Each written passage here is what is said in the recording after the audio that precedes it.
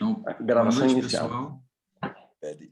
Boa noite, pessoal. A gente está iniciando mais um webinar, uma parceria da Associação de Gastroenterologia de Brasília e da SOBED-DF.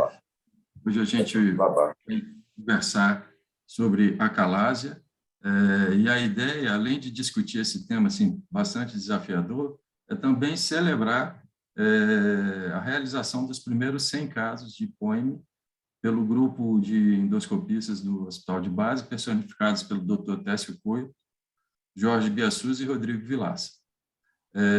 Hoje a gente tem 3 palestras, com a Kátia, com a Neiva e com o Técio, e temos a presença de 2 moderadores, né? Então, eu vou apresentar os moderadores para começar a nossa reunião.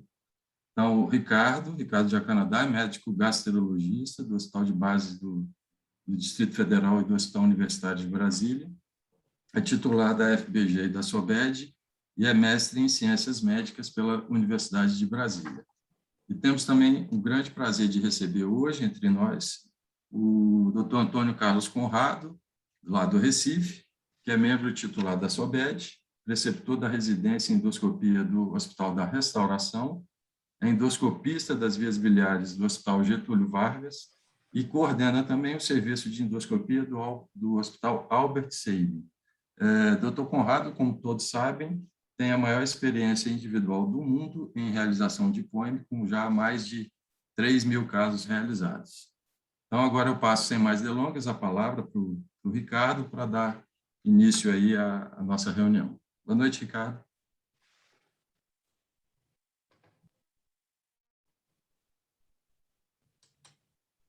O áudio, Ricardo.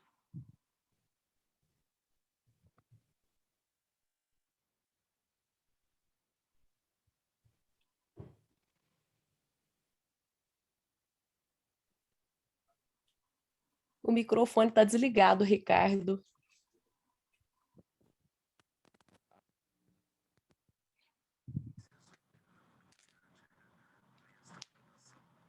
Está me escutando?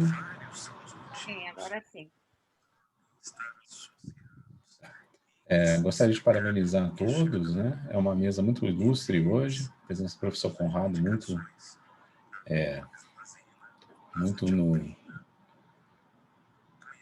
E gostaria então de chamar a primeira palestrante, né?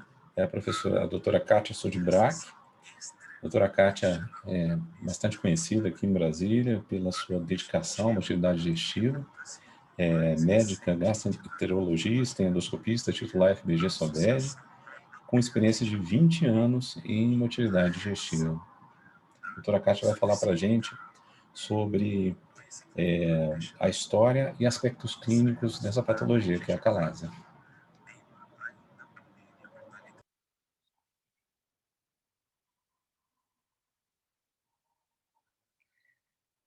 Boa noite a todos. Eu queria agradecer o convite do Júlio, representando a Associação de Gastro de Brasília. E é muito legal participar dessa comemoração de 100 casos de POEM. Júlio, conta o tempo para mim, por favor. Eu espero não passar os 20 minutos, mas quando chegar em 20 você me avisa, tá bom? Sobre as perspectivas históricas da acalásia, a acalásia é um distúrbio motor do esôfago de causa desconhecida, caracterizada por uma peristalse do corpo esofágico associada a um relaxamento incompleto do esfíncter inferior. Quem primeiro descreveu a acalásia é esse Sir Thomas Willis, em 1674. Ele foi muito interessante que ele descreveu um paciente em Oxford que tudo que se alimentava ele passou a regurgitar, que ele comia e estava cada vez mais magro. E esse anatomista desenvolveu um instrumento feito com osso de baleia, com uma esponja na ponta, e o que eu achei mais incrível é que ele ensinava o próprio paciente a se alimentar e a empurrar o alimento do esôfago para o estômago. E assim o paciente viveu 15 anos. Então, ao longo do tempo, a acalásia teve várias terminologias, principalmente relacionando ao que se achava que fosse a causa da doença. Então, foi chamada de cardioespasmo, de megaesôfago, dilatação difusa sem estenose e dilatação idiopática do esôfago. E o nome acalásia, que significa falha em relaxar, né, que se refere, portanto, só ao esfíncter, foi cunhada por Hirst e apareceu pela primeira vez uma monografia dele em 1915. Com relação à evolução da etiologia, em 1733, Hoffmann achava que era uma doença psicogênica, devido a amores irracionais. Purton e Rané achavam que a causa da doença seria a própria dilatação esofágica. Mikulicz, em 1904, culpou o esfíncter cárdico, que seria hipertônico e levaria à dilatação do esôfago. Mosher, em 1922, achava que seria uma obstrução física pelo fato de que o esôfago distal passaria dentro do fígado e isso levaria a uma obstrução do órgão. E, finalmente, em 1933, Sturtevant disse que não havia nenhuma obstrução nessa patologia. Jackson, que foi assim, o pai da otorrinolaringologia, culpou o diafragma, achava que seria um espasmo do diafragma que levaria a uma obstrução esofágica. Mas, finalmente, Hirst e Rake, em 1927, mostraram a correlação clínico-patológica, quer dizer, realmente identificar uma desnervação, uma doença neuromuscular, uma desnervação no plexo de Auerbach. E em 60, 70, houve, então, essa análise anatômica detalhada, mostrando a perda, principalmente, dos neurônios inibidores e a contração tônica do esfíncter inferior do esôfago. A etiopatogenia hoje ainda é desconhecida, mas se acredita que haja uma infecção, provavelmente viral, os vírus que se suspeita seria do herpes simples tipo 1, o papilomavírus ou até mesmo o vírus do sarampo, que em pacientes já com uma tendência genética, já foram identificados esses 2 HLAs aqui, levaria uma resposta autoimune anormal, com ativação de células T citotóxicas e anticorpos autoimunes, levando a uma ganglionite, a uma perda dos neurônios. Com relação à evolução histórica agora do tratamento não cirúrgico, a gente sabe que o uso de dilatadores ou velas é muito antigo, ele data de 1537 a 1619. E, inclusive, a palavra bugie tem a ver com uma cidade da Argélia, chamada Bugia, onde havia se usava muito velas. Então, começaram a se fazer dilatações com estruturas feitas de cera, com varas de couro e até com penas de ganso. Mas, enfim, os dilatadores evoluíram ao longo dos anos, eram sempre eixos flexíveis e, posteriormente, colocaram pontas de chumbo em formato de oliva.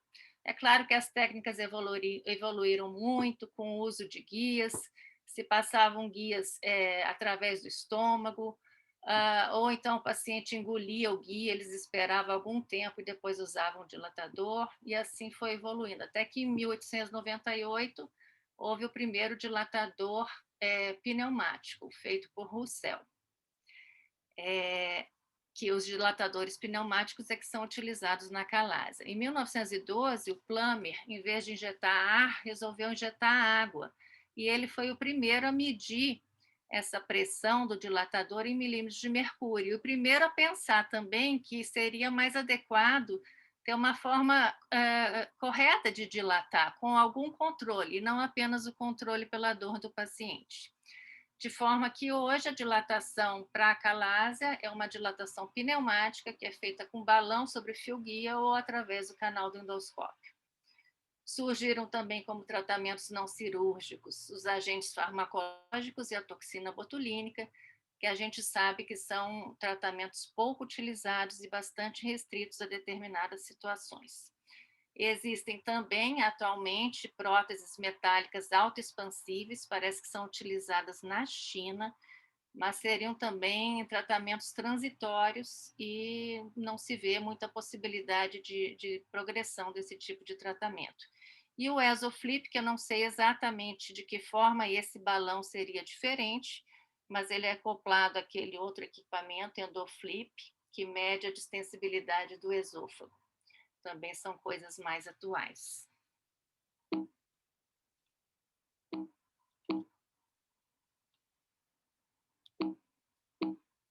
Só um momentinho que eu não estou conseguindo passar aqui. E a evolução histórica do tratamento cirúrgico, que é a mais emocionante, a meu ver, né? Que foram tentadas as coisas mais incríveis que a gente possa imaginar, né? E em 1900, eu vou descrever só algumas, não vou falar de todas. Em 1903, eles tentaram fazer uma dilatação da junção esôfago-gástrica através da gastrostomia, utilizando tipo uma braçadeira metálica que abriria ali naquela região. Tentaram a redução da dilatação do órgão, né, ou com esofagectomias longitudinais, que Heisinger fez, e Mayer, que fez umas suturas interrompidas. Utilizado mesmo foram as esôfago-gastrostomias. Essas perduraram por um longo tempo, mas sempre se relatava que os pacientes tinham muita esofagite, muito refluxo e regurgitação alimentar, inclusive. E aí, em 1913, mas foi publicado em 1914, o Heller fez, então, a primeira miotomia a Heller, né, que fez a secção do músculo e, na ocasião, ele cobriu com o epíbo. Mas ele mesmo disse que Gottstein, em 1901, já havia descrito, sugerido a técnica. Mas, na verdade, quem ficou famoso foi o Heller, realmente, que foi ele que fez o primeiro procedimento. E só muitos anos depois, então, nessa ocasião, ainda em 1914, alguns anos depois, ninguém acreditava muito na cirurgia dele e continuaram fazendo esôfago-gastrostomias. Anos depois é que realmente o Heller começou a ser a cirurgia de escolha e se tornou Heller laparoscópico em 1991. Depois surgiram também as funduplicaturas. A primeira que surgiu foi Nissen, em 1956, e depois, mais tarde, Dor e Tupé. Nissen não é considerado adequado, que é uma funduplicatura total, e hoje em dia são preferidas as parciais, né? Ou Dor ou Tupé. Em 2005 e 2006, iniciou também a cirurgia robótica, mas, pelo que eu vi, apesar dela apresentar um percentual um pouco menor de perfuração de mucosa mágica, o custo do procedimento não justificaria a introdução desse procedimento para essa doença. E, finalmente, em 2010, sabemos que o Inoue apresentou o POEM, que é o motivo da gente estar aqui hoje. Vou falar, então, sobre alguns aspectos clínicos da calásia, epidemiologia, manifestações clínicas, o score de Eckart, possíveis associações da doença, algumas diferenças entre a idiopática e a chagásica, segmento e prognóstico. É uma condição, a calásia idiopática é uma condição incomum, com uma incidência de 0,3 a 2,92 ao ano por 100 mil habitantes em adultos, uma prevalência de 8,7 a 12,6. Com relação à doença de Chagas, os dados que eu tenho é de 2012, que seriam 8 milhões de chagásicos no Brasil, mas se acredita que esse número continue em declínio. Impressionante a prevalência da calásia idiopática no Rio de Janeiro, que em relação à doença de Chagas é de 3 para 1. É uma doença que afeta igualmente homens e mulheres, e o tempo médio de instalação é de 3 anos e meio, sendo que o menor tempo costuma ser uns 6 meses. Aparece em qualquer idade, mas principalmente entre 30 e 60 anos, e nos chagásicos ela costuma aparecer um pouco mais tarde, entre 40 e 70 anos. As manifestações clínicas principais são a disfagia, 90%, é uma disfagia para sólidos e líquidos, lentamente progressiva. É importante a gente pedir para o paciente explicar de que forma ele come, eu sempre faço isso, se ele precisa de água para engolir. Regurgitações também são comuns, de 76% a 91%. Nas fases iniciais, eu botei essa fotografia aqui porque a gente deve perguntar para o paciente o que sai, se é líquido, se é alimento, e muitas vezes o paciente vai falar, doutor, é uma espuma branca. Então, nas fases iniciais, o paciente regurgita a própria saliva. Tosse noturna aparece em 30%, já tive paciente que se manifestou só com tosse. Pirose em 18 a 52%, por isso é muito importante pacientes que têm pirose, regurgitação e que não respondem a IBP, que a gente investigue melhor esse esôfago. Dor torácica, 25 a 64%, um sintoma que deve ser muito valorizado, porque muitas vezes o paciente é tratado da calásia e permanece com a dor torácica. Então, aqui é um momento da gente escolher o método ideal também para esse paciente que tem dor. Perda de peso de 35 a 91%, embora hoje em dia menos, está diagnosticando mais precocemente a doença.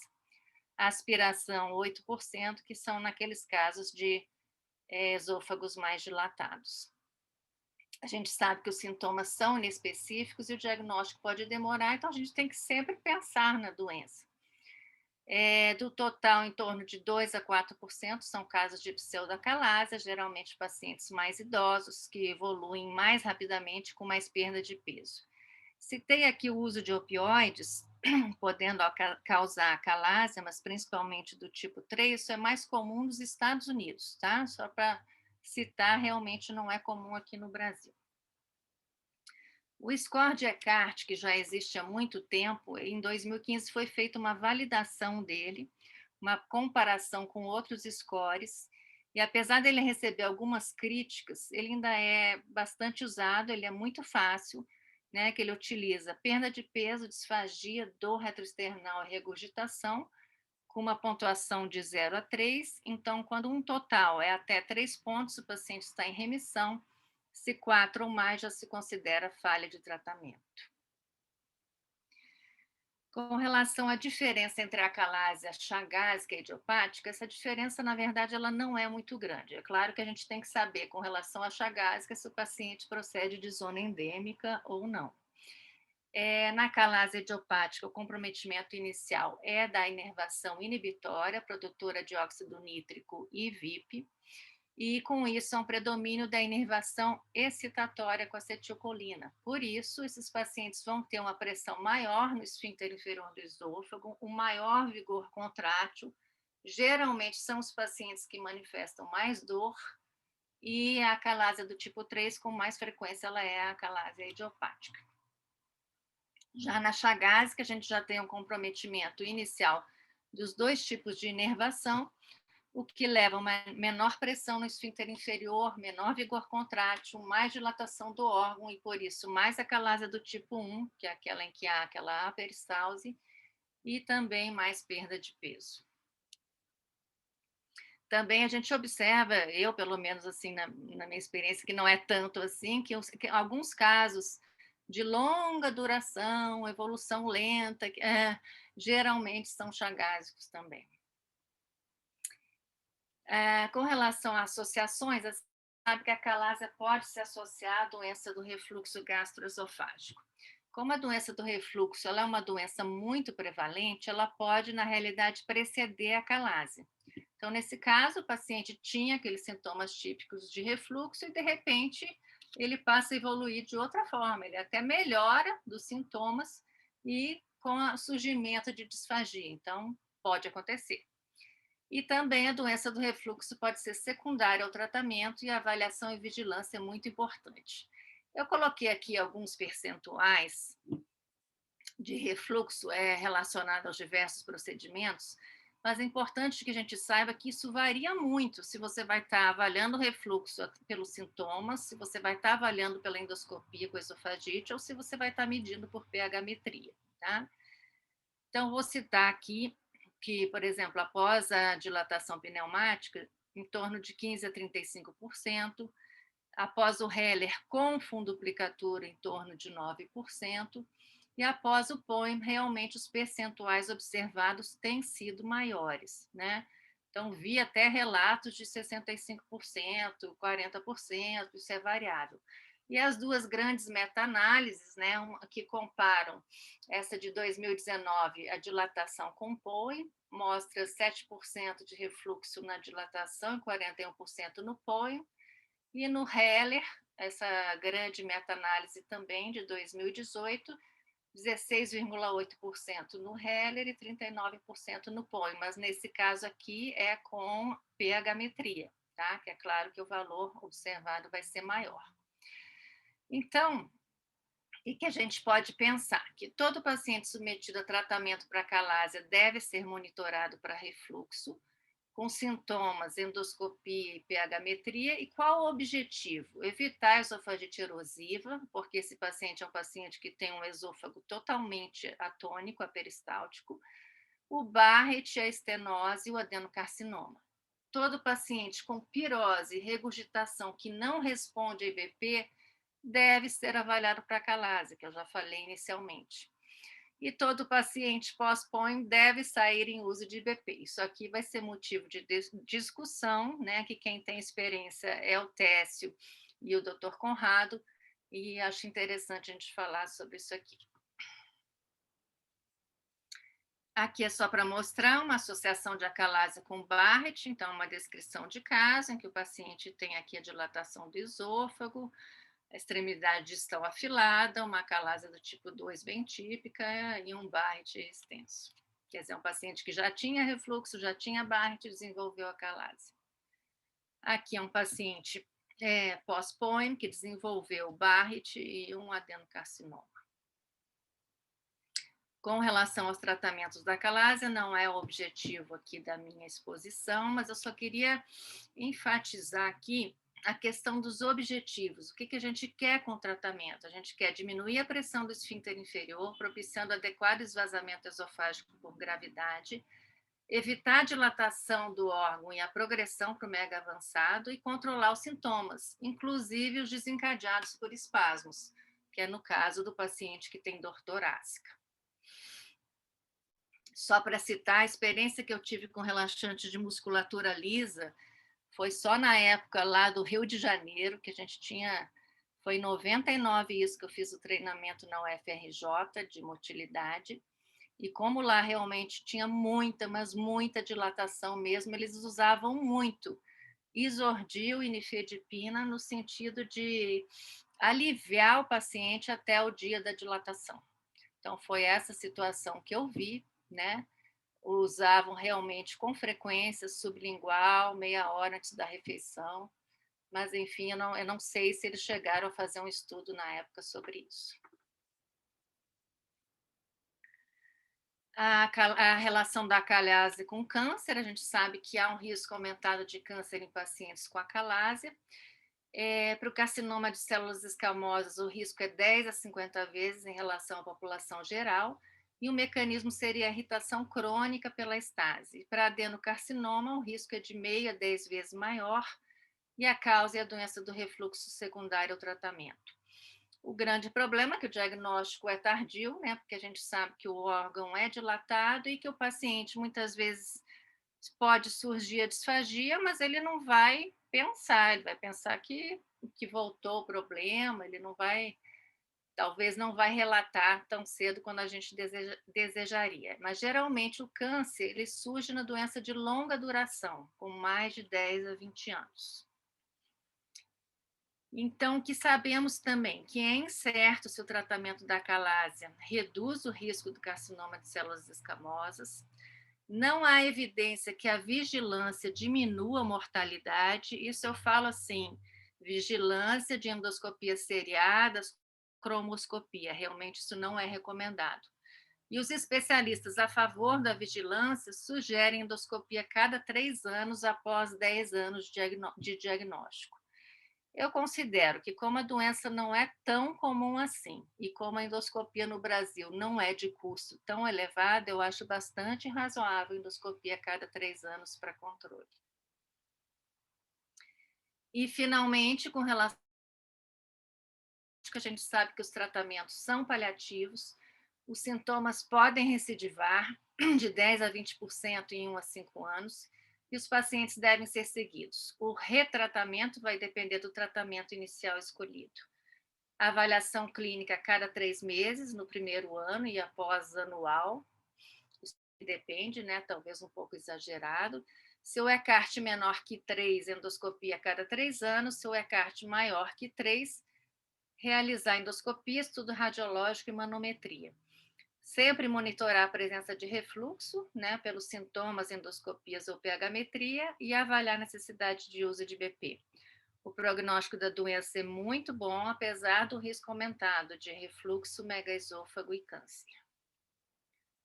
Era isso que eu tinha a falar. Coloquei aqui uma foto da cidade maravilhosa, onde eu tive o prazer de aprender motilidade com Eponina, Gerson e Luísa Abrão.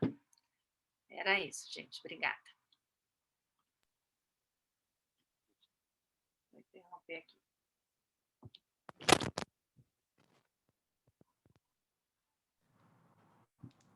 Obrigado, Kátia.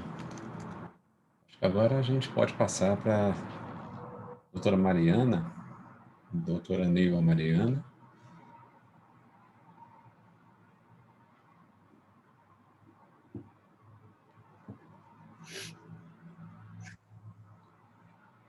Doutora Mariana é médica gastroenterologista do Hospital de Base, dia também, especializada também em avaliação funcional do esôfago, em manometria esofágica convencional, alta resolução, impedância pH, e mestrando em Ciências da Saúde pela Universidade de Brasília. Por favor, doutora Mariana.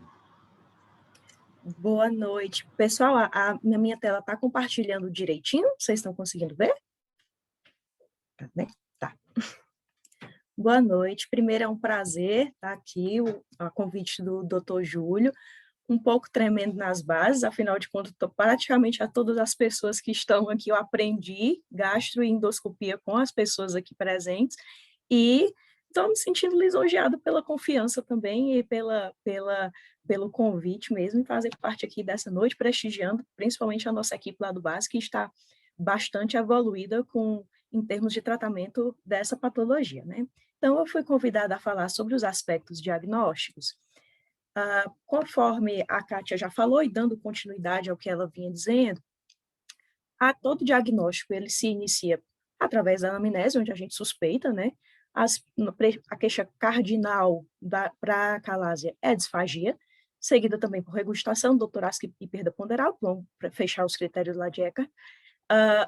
E continuando na nossa investigação diagnóstica, eu penso que laboratorialmente o que seria interessante solicitar seria a sorologia para Chagas, porque estamos em área endêmica, e a seguir também exames gerais principalmente em termos de consumo do paciente, considerando que é um paciente que pode ser considerado para cirurgia. Então, sempre exames de termos nutricionais são interessantes de serem solicitados. Em relação a exames de imagem, nós temos 3 principais exames que a gente utiliza. O primeiro deles sendo a endoscopia, seguido pelo RED, ou esofagograma, e terceiro, a nossa estrela, a manometria. Em relação à endoscopia, o que é que a gente pode dizer? Sempre é o primeiro exame a ser feito, porque como a queixa cardinal é disfagia, então é obrigatório descartar que, na verdade, nós não estejamos diante de um paciente com neoplasia.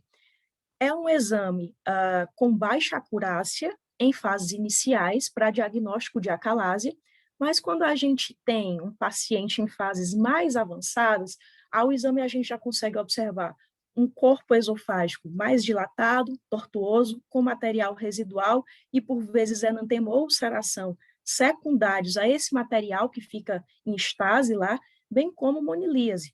Esses pacientes podem desenvolver monilíase que precisa, inclusive, ser considerar qualquer outro tratamento para ele. Em relação ao esfíncter esofágico inferior, na verdade, em relação à junção esôfago-gástrica, ela pode se mostrar tanto normal como com um anel muscular espessado, né? E o que mais se nota, de fato, é uma resistência à transposição da junção esôfago-gástrica que o endoscopista, na sua sensibilidade ali, consegue perceber. A retroversão, observa-se que o cárdia, na verdade, ali ele se mostra com um aspecto em roseta, também é comum de que se possa ser observado. Existe uma classificação endoscópica proposta por e colaboradores em 2003, que fala de qual seria o grau de megaesôfago a partir da endoscopia. Considera-se que o grau 1 seria aquele esôfago que ele se mostra um pouco dilatado, Mega grau 2, a endoscopia, seria aquele em que a gente observa uma certa estase salivar, que inclusive foi citada pela Kátia, que muitas vezes os pacientes apresentam uma regurgitação dessa estase, e o grau 3 é quando a gente encontra já alimentos sólidos em todo esse esôfago. Essa classificação aqui, ela foi feita baseada em um trabalho com 60 e poucos pacientes, 62, foram 65 pacientes, e observando-se assim, a correlação entre o que seria o achado do observador que estava fazendo o exame em comparação à classificação de Rezende, que é o nosso segundo exame, que é o esofagograma, né? A classificação de Rezende, ela foi proposta, né, em 1960 pelo Dr. Rezende aqui do Goiás, né? A família Rezende ainda lá é bem famosa, né, em termos de estudo de motilidade, e ela considera que a análise de esôfago, ela seria feita através de exame baritado. O paciente, ele ingere um contraste, 100 ml de sulfato de bário, e realiza radiografias seriadas, no primeiro minuto, no segundo e no quinto minuto após a ingestão do bário. Os critérios que seriam analisados para que essa graduação possa ser feita seriam o grau de dilatação, a presença de hipotonia do corpo esofágico, né, associado à presença de ondas terciárias, presença do sinal que a gente pássaro, né, que é bem famoso, de tal forma que no grau 1 a gente encontraria um esôfago hipotônico, já com certo discreto grau de dilatação e com retardo de esvaziamento, né, do contraste, associado à presença da bolha gástrica. No grau 2, a gente já observa um esôfago moderadamente dilatado com a presença de ondas terciárias, presentes aqui nessa imagem, dá para perceber. No grau 3, a gente já encontra um esôfago dilatado e o aspecto de pássaro. E no grau 4, um dólico megaesôfago, um esôfago já completamente acinético e o bico de pássaro. Esse exame é um exame também que ele é excelente, mas ele tem uma sensibilidade também baixa, porque até 1/3 dos pacientes eles se mostram com o exame normal.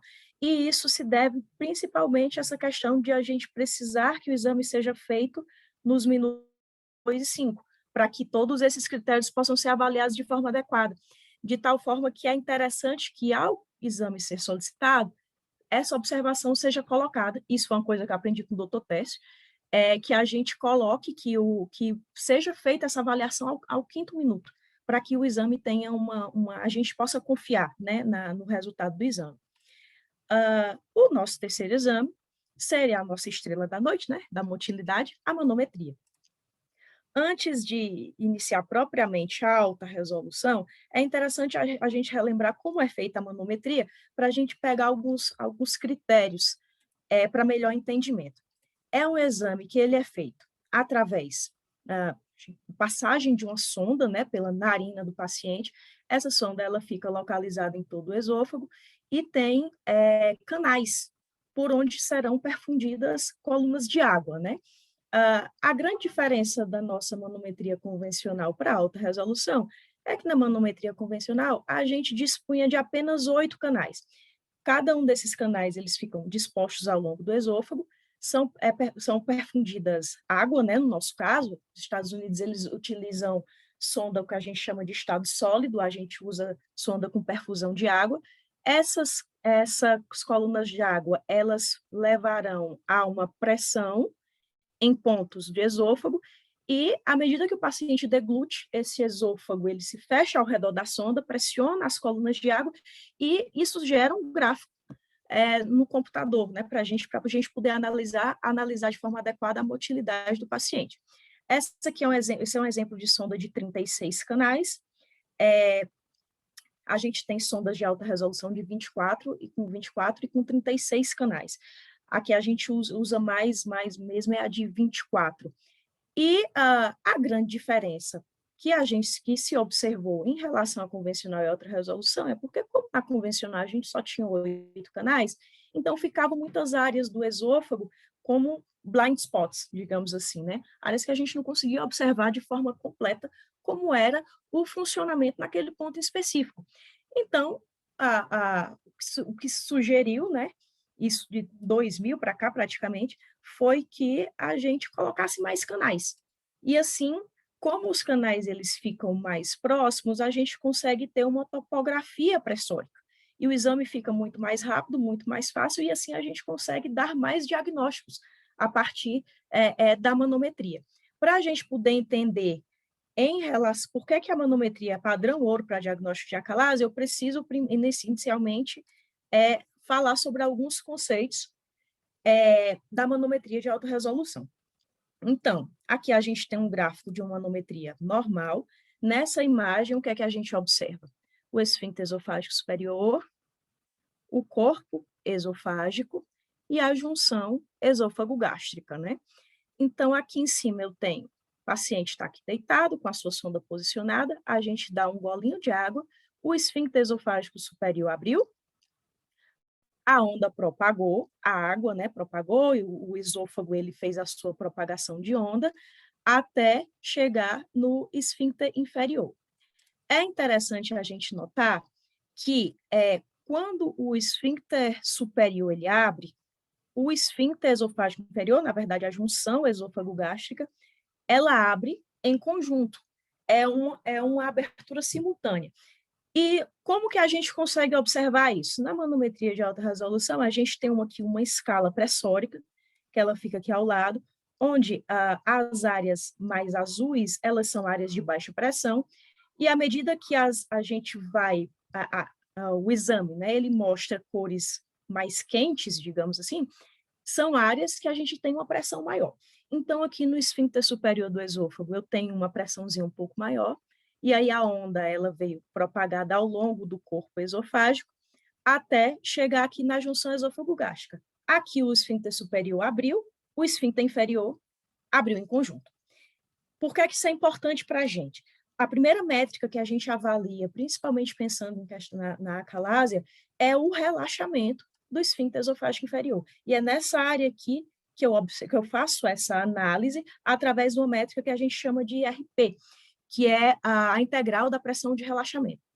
Segunda métrica que a gente utiliza na manometria de alta resolução é o conceito, né, a análise do vigor da contração do corpo esofágico, porque aqui eu tenho o corpo esofágico no seu iniciozinho, que seria de musculatura estriada, a transição da musculatura estriada, né, aqui, passando para a musculatura lisa. Esse intervalozinho é outra métrica que a gente vai avaliar. Mas o que eu estou falando nesse momento, que é o vigor de contração, é o DCI, seria a métrica que a gente chama de DCI, que avalia a força da contração na musculatura, nos 2/3 finais da musculatura esofágica. A terceira métrica que a gente utiliza é o DL, que também vai ser importante para a gente, que ele mede o que a gente chama de latência distal. É basicamente a velocidade de condução da onda entre a abertura do esfíncter superior até o momento em que ela entra na junção esôfago-gástrica. E o quarto parâmetro seria o break, que é justamente essa distância aqui entre a transmissão da onda entre a musculatura estriada e a musculatura lisa. Então, a partir disso, a gente consegue falar sobre a classificação de acalásia, segundo a classificação de Chicago 4.0. Apesar de estar aqui com 4.0, não teve nenhuma mudança em termos de acalásia para de 3.0. Outros critérios, né, outras patologias que a gente avalia pela manometria de alta resolução, houve alterações, mas para a acalásia em si não mudou. Então, lembrando, né, o que é a acalásia? A alteração do relaxamento da junção esôfago-gástrica associada a uma peristalse anormal ou uma ausência de peristalse normal. Dito isso, a gente pode classificar a acalásia em 3 subtipos. O primeiro, acalásia tipo 1, onde aqui eu observo esfíncter esofágico superior, a abertura do esfíncter esofágico superior, e aqui embaixo não há uma abertura correspondente da junção esôfago-gástrica. Isso aqui determina que esse relaxamento ele está alterado, e isso a gente observa com o IRP, né, que é o índice de relaxamento, acima do valor de normalidade. Em relação ao corpo esofágico, o que é que a gente observa aqui? Que não há uma onda sendo propagada. Então, para termos de acalásia tipo 1, a gente diz que há esse diagnóstico quando nós temos um IRP elevado, acima de 16 ou 18, a depender da referência que o colega estiver utilizando, e 100% dos complexos de deglutição com a peristalse, porque a gente faz pelo menos 10 deglutições no exame de manometria. Então, quando 100% dos complexos de deglutição a gente não observa uma propagação de onda, a gente está diante de uma acalásia tipo 1. Na acalásia tipo 2, a gente observa também esfíncter esofágico superior abriu, não houve uma abertura correspondente da junção esôfago-gástrica. Porém, à medida que as deglutições elas vão sendo feitas, que vai sendo ofertado água para o paciente deglutir, há uma pressão intrabolos, né? A água que está dentro do esôfago, ela vai formando essa coluna, que dá essa aparência mais reta, né? De coluna reta esverdeada, que é o que a gente chama de pressurização panesofágica. Então, qual que seria a definição da acalásia tipo 2? IRP elevado, né? Alteração do relaxamento, com pelo menos 20% das ondas de complexos deglutivos com ondas pan-esofágicas. E a acalásia tipo 3, a gente tem também uma alteração do relaxamento, que o esfíncter não abriu, mas a gente tem uma onda aqui no corpo esofágico que ela tem uma velocidade de condução menor entre a abertura do esfíncter superior e até o momento em que ela chega a entrar na junção esôfago-gástrica, que é aquela métrica do DL sobre a qual eu falei anteriormente. Quando a gente tem esta alteração, a gente diz que está diante de uma onda espástica. Ela é uma onda em que ela até começa se propagando de forma, digamos, peristáltica, mas no terço final do esôfago, ela vem como se fosse reta. A peristalse, ela deixa de acontecer. Na verdade, é isso que a gente observa. Isso aqui é importante porque na acalásia tipo 3, o momento em que se inicia essa espasticidade, a altura, né, no esôfago, é um dado relevante que a gente pode dar para o endoscopista que for fazer o tratamento, principalmente se for um POEM, porque seria mais ou menos nessa altura o ideal para se começar a tunelização do POEM. E de tal forma, né, que na acalásia tipo 3 a gente tem uma ausência de relaxamento, um IRP elevado, e pelo menos 20% dos complexos deglutivos com ondas espásticas. É interessante também falar aqui que nas acalásias, pela manometria, diferente da classificação de Chicago, enquanto na acalásia tipo 1, a gente tem uma progressão, né, da tipo 1, tipo 2, tipo 3. Na tipo 1 é como se ela fosse mais grave. E a tipo 3, ela tem uma musculatura, uma inervação neural preservada, que é justamente o oposto da classificação de Rezende. Na classificação de Rezende, o tipo 1 é um esôfago que ele é mais preservado, enquanto o tipo 4 é um esôfago mais acometido. Então, isso era o que eu tinha para falar hoje para vocês. Acho que agora a gente pode ir para a parte de tratamento. Obrigada.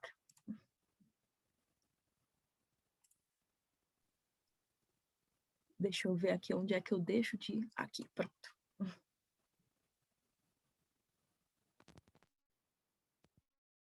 Excelente.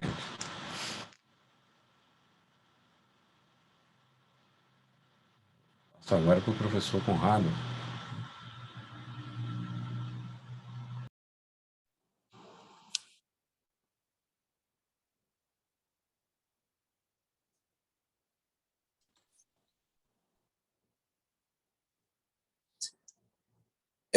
Vocês...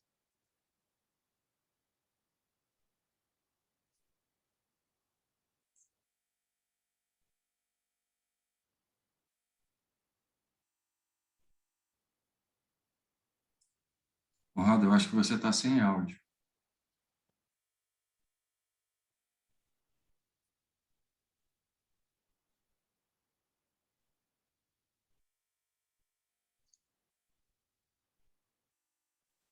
E agora, voltou o áudio? Voltou o áudio? Voltou. Voltou. Pode prosseguir. Minha gente, eu queria primeiro agradecer. Estão me ouvindo bem? Estamos ouvindo. Alô? Sim. Primeiro, eu queria agradecer a honra do convite e a alegria de saber que tem um novo grupo de endoscopia, de endoscopistas realizando POEM muito bem. Eu já tinha essa informação em Brasília, capitaneada aí por Técio Couto, juntamente com Jorge Biaçuz e Rodrigo Vilaça. Queria parabenizá-los e dizer que esses 100 é só o início, né? Eu me lembro quando eu comecei, que eu fiz 100 casos, é uma alegria enorme, e para mim uma alegria maior ainda saber que esse grupo está fazendo, põe muito bem em Brasília. Queria apresentar e ouvir o que tem aí o Técio Couto para falar para nós e depois a gente comentar.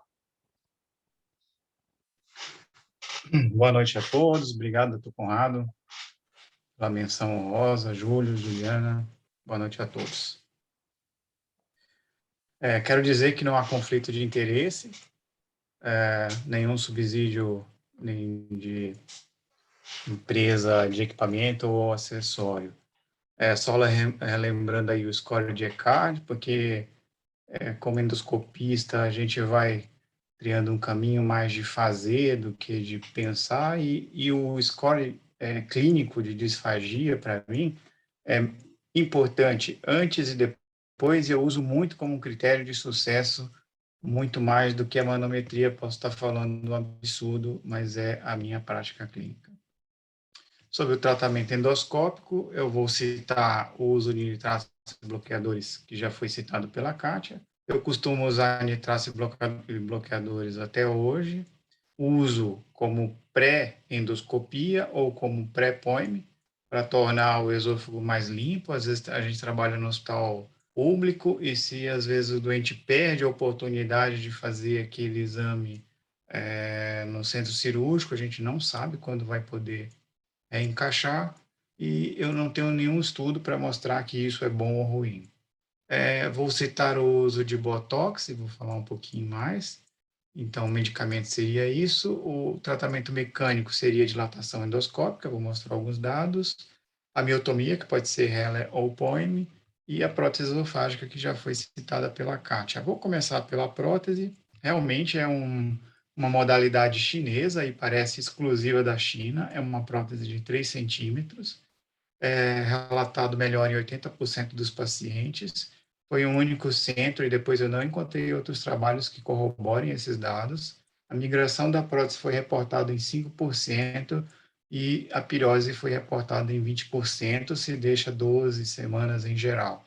A gente que põe prótese para tumor sabe que a prótese transpassando a carja, o índice de refluxo é muito grande, e a gente sabe que a gente já teve casos em que a gente teve que tirar a prótese por intolerância. Então, isso é algo limitado a esse grupo, não está completamente descartado, mas a gente não tem subsídio na literatura para aplicá-la. Sobre a toxina botulínica, ela tem um papel bem específico, a taxa de resposta é muito baixa, a gente tem 18 casos que a gente fez, os idosos respondem um pouco melhor do que os jovens, está limitado exatamente ao esfíncter esofágico inferior, a resposta em terapia no corpo ela é muito baixa, tem um trabalho mostrando que apenas 9% dos pacientes aliviaram pobremente os sintomas, o que é muito ruim e difícil indicar com essas taxas de sucesso. Nos pacientes idosos com contraindicações a outros tratamentos, é uma indicação razoável. A ampola vem com 100 unidades, feita uma ampola num dia 0 e se repete mais 100 unidades no 15º dia. Existe o risco de anticorpos contra a toxina botulínica, e isso vai diminuindo a efetividade ao longo do tempo, que já não é alta. Então, é um tratamento reservado para casos bem específicos. Ela pode impedir a miotomia na medida em que aumenta a fibrose ou torná-la muito mais difícil, seja por POEM ou seja por laparoscópica a Heller. A dilatação pneumática A literatura é muito mais europeia, a gente costuma seguir essa literatura europeia.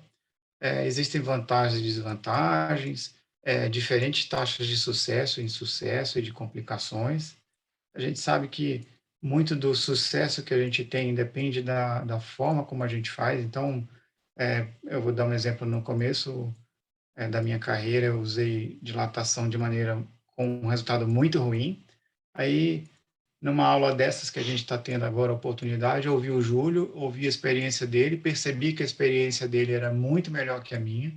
Então, eu mudei o jeito de fazer a dilatação. E você vê, o mesmo método, mas com nuances diferentes. Então, existe uma variabilidade de resposta. De um modo geral, a escola europeia recomenda você fazer uma sessão com 30 milímetros, repetir uma segunda sessão, independente dos resultados, com 35 milímetros, e uma terceira dilatação de demanda com 40 milímetros. Então, quando eu era mais jovem, desavisado, peguei um balão da Cook, que a gente reutilizava, de 35 milímetros, fui fazer dilatação, perfurou. Uma semana depois, outra perfuração. Aí o Sussum falou, eu acho bom você não usar o de 35, não, vamos reduzir esse calibre. A gente chama de assassino esse balão, né? Aí depois de ter apanhado esse, coitado do paciente, é que a gente vai descobrindo alguns meandros do approach endoscópico. Esse é um apanhado de resultado de dilatação. Naturalmente que eu queria mostrar aqui na primeira coluna o tipo de balão. Basicamente são resultados europeus, né? Então se vai de 30 milímetros a 40 milímetros, fazendo uma gradação, e a taxa de resposta de melhora desses pacientes, e essa taxa de resposta é levada em consideração somente o ECAD, tá bom? O ECAD abaixo ou igual a 3 é considerado uma melhora. E a taxa de complicações é baixa. No dia a dia, alguns pacientes que têm contraindicação cirúrgica, a gente tenta aliviar os sintomas, e no consultório eu sou muito claro com os pacientes, e às vezes a gente usa uma pressão menor para diminuir o risco e a gente acaba aumentando a frequência de dilatações, né? Em pacientes que o risco cirúrgico seria muito grande, o aceitável é até 5% de complicação em perfuração. Os balões hoje são praticamente todos rigiflex, a gente não tem mais balões de alta complacência, então é possível comparar esses resultados. Aqui, o que torna mais difícil essa comparação desses estudos é que você acabou não estratificando os pacientes segundo a manometria de alta resolução, o que pode colocar um grupo de pacientes que teria fatores predisponentes para uma baixa resposta e uma alta resposta.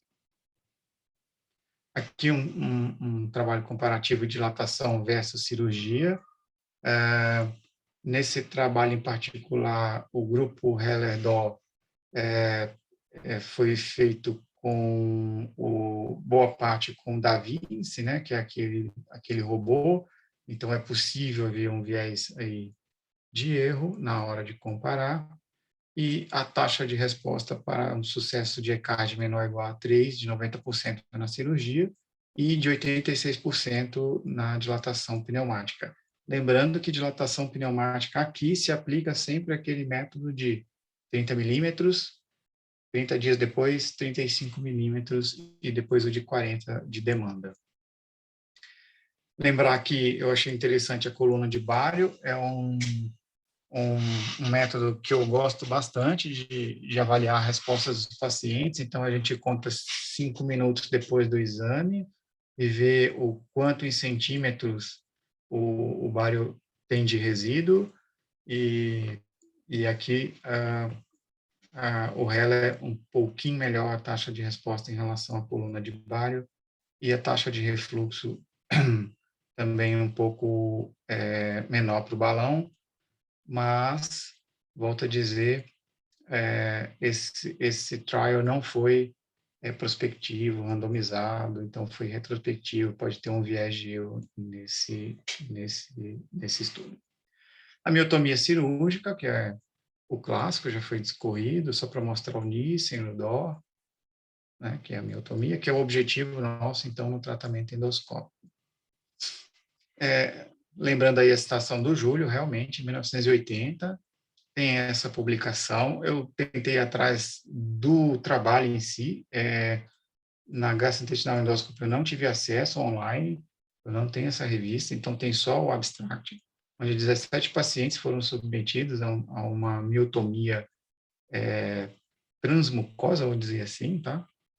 Em que a conclusão é que, nas mãos desses autores, o procedimento era simples, rápido, efetivo e seguro. Essa é uma publicação, a primeira publicação a esse respeito. Aí, em 2006, tem um congresso de Notes na Austrália, e se encontra lá o Parisha e ao lado dele o Inoue, os dois acabam batendo papo, e imagina a cena, não, eu vou publicar um trabalho ano que vem, estou fazendo uma coisa muito legal, estamos fazendo túnel, aí o Inoue com aquele olhinho fechado, perguntando, como é isso e tal, peraí, quero dar uma olhada. Isso em 2006, em 2007 ele publica na Endoscopy os seus resultados, e em 2010 o Inoue publica o trabalho dele, e com 17 pacientes, um número cabalístico aí, porque o Ortega também tinha 17 pacientes. E, bom, esses são os resultados preliminares desse trabalho, né? Onde o que me surpreendeu aqui, que chama bastante atenção, é que nos primeiros pacientes, ele incluiu os pacientes que eles chamam de sigmoide, a classificação própria deles, né? S1 e S2. Então, se tem desvio do eixo, já é um esôfago em sigmoide. Se a tomografia mostra duplo canal lá embaixo, né? Ou seja, o desvio do eixo é muito acentuado, seria o nosso dólico, eles consideram esse 2, e ele incluiu, talvez, os pacientes com, naquela época, com um pouco mais de grau de dificuldade, e não é tão comum a gente ver isso, normalmente a gente seleciona os pacientes melhores, sem desvio de eixo, e ele foi capaz de fazer isso, que é muito interessante.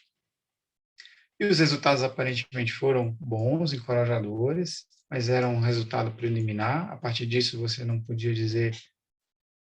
você disse que é possível fazer e que parece que é interessante. Depois os trabalhos foram aumentando. Aqui um pouco as fases do POEM, mostrando que você abre a mucosa. Essa abertura ela pode ser longitudinal, pode ser transversal, não tem muita diferença, muito mais da escola que você participa, de como você faz, de como você treina no seu dia a dia. A gente sempre prefere fazer longitudinal, a gente aprendeu assim, não gosta de mudar.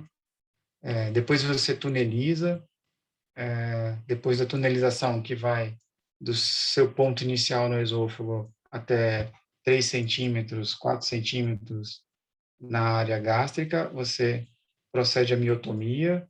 Aí existem vários instrumentos, né, para se proceder a esses cortes. Em geral, são instrumentos usados em ISD, a gente toma emprestado disso, as técnicas vão se intercambiando aí, né. Eu não tenho preferência por nenhum estilete em particular. Cada serviço vai tendo experiência com aquilo e vai aprimorando e vai tendo suas preferências. Aqui mostrando uma miotomia no canto inferior esquerdo. Está muito clássico, muito limpinho. Esse não é o dia a dia da miotomia. Acho que ele selecionou um caso muito específico, onde estava tudo funcionando bem. A gente vê um músculo muito espesso. Então, como a gente tem aqui no Brasil Chagas, né, é um viés de comparação interessante. Então, esses pacientes da literatura estrangeira, como é mais idiopática, né, é comum ter essa musculatura bem exuberante, nem sempre é assim. Em Chagas não costuma ser. Essa miotomia, teoricamente, ela pode ser de todo o esôfago, teoricamente. Você procura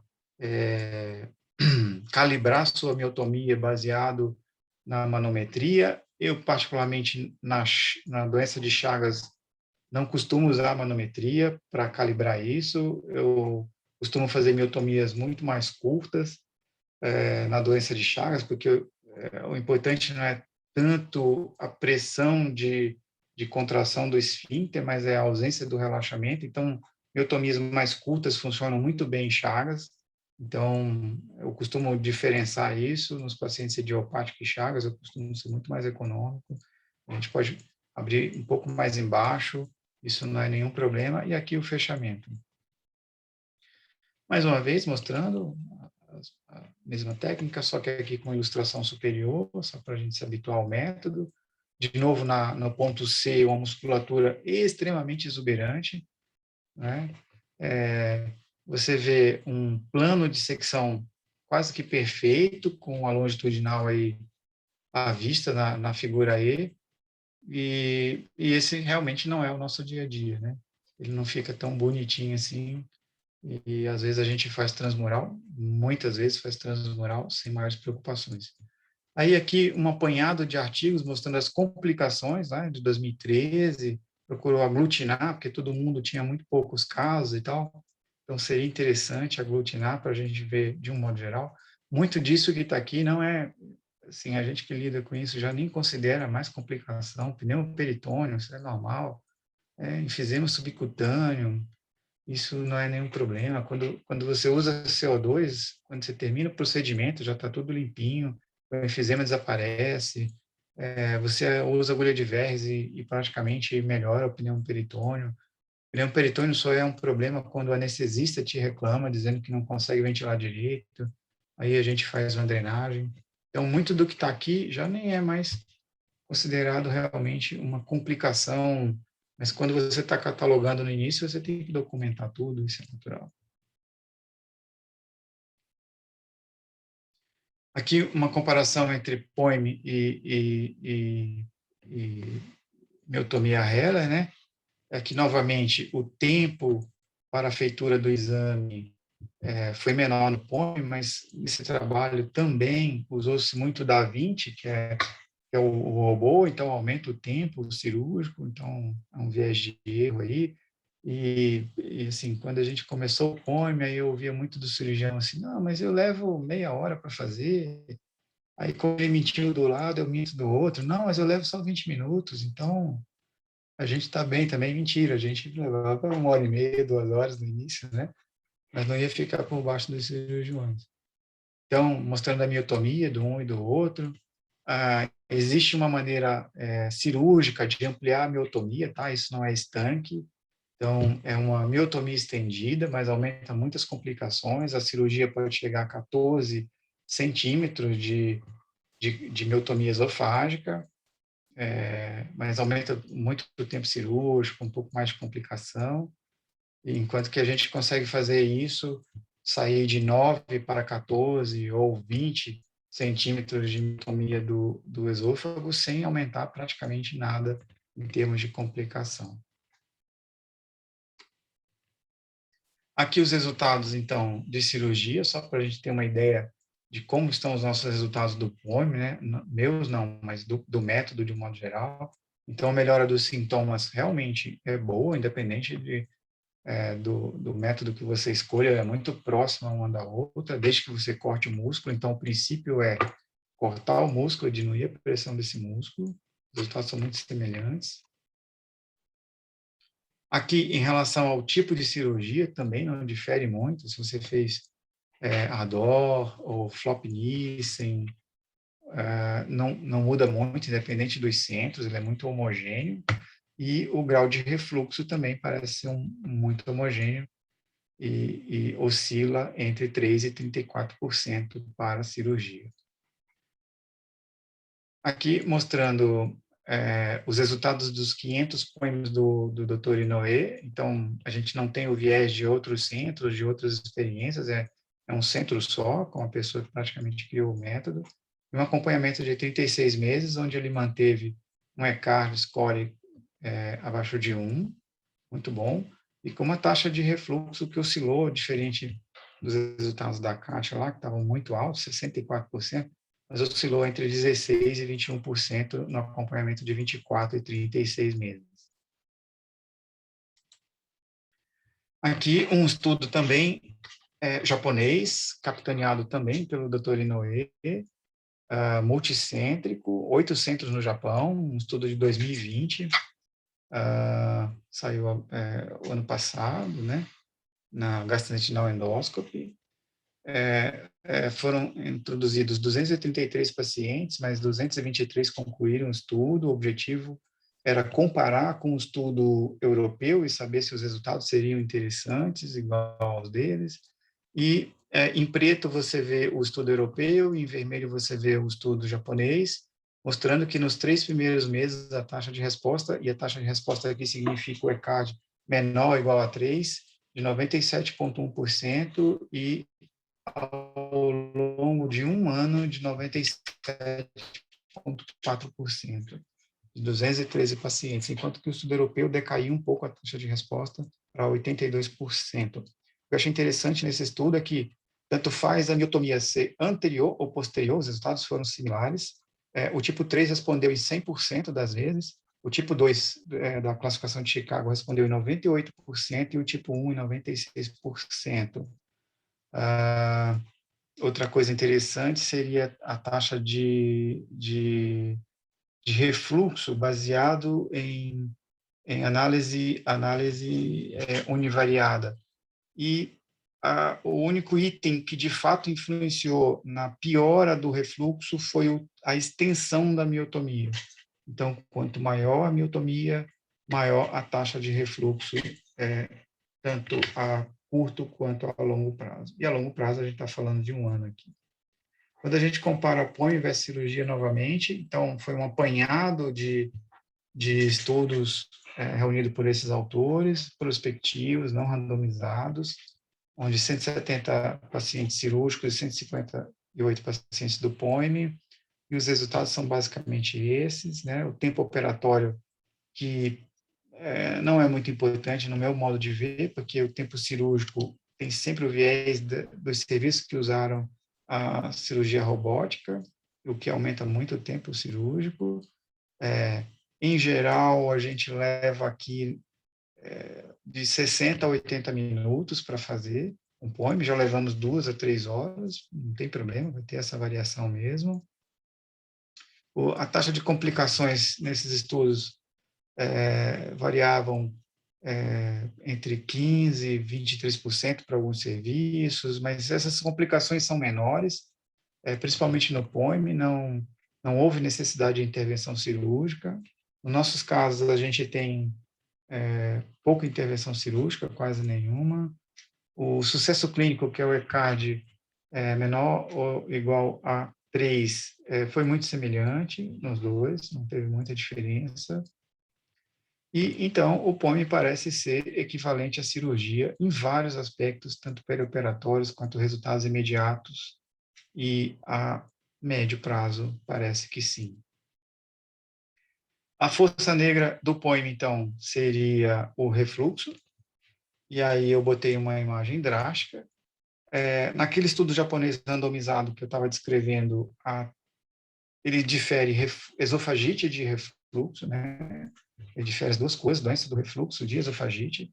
Então, a taxa de esofagite variou em torno de 21%, e apenas 5% dos pacientes tiveram esofagite grau C. Então, a grande maioria teve, quando teve uma esofagite de leve a moderada, e o uso de BP simplesmente controla os sintomas. Aqui, outra resposta em relação a essa indagação, porque os meus amigos cirurgiões criticavam o método do POEM, e natural, a crítica é sempre bem-vinda, sobre dizer, você faz uma miotomia sem fundoplicatura e acha que pode ter resultados iguais a uma cirurgia que faz a fundoplicatura. Ninguém tem a resposta precisa para isso, mas talvez o Dr. Conrado possa nos ajudar. Eu imagino que, uma vez que no POEM você não muda a estrutura externa do esôfago, não desnuda o esôfago, não tira o ligamento freno-esofágico, A gordura periesofágica, você mantém o arcabouço, uma estrutura periesofágica do mesmo jeito que estava antes, você só trabalha no músculo, muito pouco para fora dele, então eu acho que os ângulos são mantidos, né? Acho que isso justifica um pouco a nossa taxa de refluxo ser parecida, né? E a gente procura, então, sempre que possível, fazer uma miotomia o mais curta que o paciente pode tolerar, para diminuir esses riscos, então, de ter refluxo no pós-POIM, no pós-procedimento. E, naqueles pacientes que você vir um esôfago sigmoide, que tem desvio do eixo, a nossa tendência é sempre fazer um POIM anterior. A gente acha que fazer um POIM posterior, isso é achismo, a gente não tem nenhum dado, é só uma impressão, que pode aumentar o ângulo entre o esôfago e o estômago, e a gente acredita que isso não é bom para o paciente. Então, a gente pode fazer miotomias mais curtas e não alterar muito o ângulo entre o esôfago e o estômago quando a gente tem um esôfago em sigmoide ou um desvio do eixo. Aqui o refluxo ácido e a cirurgia é muito parecido, varia muito, isso é difícil, né, você considerar. E, uma vez tendo refluxo, já estou finalizando, os pacientes de Chagas, eles são diferentes dos pacientes com idiopática. Pela classe social, pela filosofia de vida, é diferente. Então, o paciente com uma calase idiopática, ele fica tão empolgado que ele engorda muito depois do procedimento. Eu acho que isso não é bom, pode piorar a taxa de refluxo. E o paciente com Chagas é mais comedido, ele não aumenta tanto peso, ele vai mais devagarinho e tal, eu acho que isso pode ajudar. Atividade física e IBP, é assim que a gente controla. Então, se eu posso fazê-lo, eu devo fazê-lo? Não sei. O que a gente sabe é que a gente tem 108 pacientes. O primeiro paciente a gente fez sem CO2, estou mostrando os meus resultados ruins, né? Ele precisou usar adeno de tórax, o enfisema ia do olho ao testículo. O residente ficou super assustado, a gente também. O doente tremia de um lado e a gente tremia do outro. Acho que depois desse procedimento, então, a gente reviu tudo que a gente estava fazendo. Está errado, vamos usar CO2, vamos usar um equipamento melhor, era um CV100, a gente via mal, nossa, qualquer sanguezinho, não vimos nada. Mas o paciente melhorou muito e não precisou de qualquer outro tratamento. Então, o que ele fez foi drenar o tórax pelo pneumotórax. No segundo caso, era para a gente, então, depois desse segundo caso, desistir completamente de POIM, porque estamos lá fazendo a dissecção de submucosa, a mucosa rasgou na transição esofágico-gástrica, a gente usa um cap de ligadura elástica da Cook, ele é mais largo nas laterais, e na passagem ali é mais estreita, mais apertado, e simplesmente rasgou a mucosa, a gente se desesperou, rapaz, e agora? O que a gente faz? O resumo da ópera é que a gente pulou fora, fechamos a mucosa e tal, melhor não, tudo bem. O paciente foi para a cirurgia 6 meses depois. Ok, então vamos parar tudo e rever. Depois daí parece que a coisa funcionou e a gente viu que 23 pacientes precisaram drenar o pneu peritônio, você usa um gel com 14, drena bem, sai ótimo, não muda nada. A gente inventou uma hora de usar um overtube, porque entra e sai, o overtube perfurou a mucosa no esôfago cervical, clipamos, mas terminamos o procedimento, não houve necessidade de refazer nada cirurgicamente. Tivemos outras perfurações de mucosa que cobrimos com clipe, e chegou a um ponto que a gente viu que, olha, vamos tentar não botar clipe, ver o que é que acontece. Então, quando perfura a mucosa, o que a gente faz é passar uma sonda, deixa 3 dias, faz uma tomografia com contraste oral somente, se não vazar, tira a sonda e alimenta, e viu que os pacientes, a gente tem 4 pacientes assim, que não precisaram de nenhum tratamento, nem endoscópio, nem nada, e eles foram muito bem. E esses são os resultados de 108 pacientes. Em resumo, a a dilatação com o balão é superior à toxina botulínica, a cirurgia é superior ao balão, e eu tendo a acreditar que a cirurgia e POIME são equivalentes, exceto no tipo 3 da classificação de Chicago, que parece que o POIME tem uma certa vantagem. Mas eu não costumo falar isso para os pacientes, às vezes eles chegam dizendo, não, vamos fazer aquele tratamento moderno, falando, não, é um tratamento antigo, é cortar o músculo, só que o modo como a gente chega lá é diferente, é assim que eu costumo abordar. E refluxo, não tem problema, a gente é clínico, a gente está acostumado com isso, não tem problema nenhum, não assusta mais ninguém. Então, essa é a visão que eu tenho do POIME. E se vocês tiverem paciência ainda, eu vou tentar mostrar rapidamente um vídeo. Está acelerado, a mucosa está bem edemaciada, a gente usa aminoglucosídeo para lavar o esôfago, não adianta, a gente não vai mudar isso. Então, a gente lava com aminoglucosídeo, aí deixa essa sombra. Aqui fazendo a bolha, aqui fazendo corte na mucosa, às vezes toca do outro lado, não tem problema. Às vezes sangra, não tem problema. Aqui entrando no túnel, parece uma coisa do outro mundo, mas é uma coisa fácil, simples, não tem... Depois que pega o segredo, não vai adiante. A gente está usando um catéter de uma marca que permite injetar ao mesmo tempo, então melhora o tempo de exame. Você vê às 12 horas o músculo à sua frente, às 6 horas seria a submucosa. Aqui só mostrando... A gente acelerou para dar a impressão que a gente faz rápido, claro, não sair bonito no vídeo, mas só mostrando que tem que limpar. Aqui alguns vasos no estômago, às vezes, dão um pouquinho mais de trabalho, tem que ter mais paciência, é a parte que sangra mais. Às vezes o cap machuca algum vaso, sangra um pouquinho, aqui mostrando o músculo circular, e a gente faz esse corte esperando encontrar o músculo longitudinal, e aí a gente encontra ele lá, você vê ao fundo, e usa isso como referência. Se cortar o longitudinal, não tem problema, continua.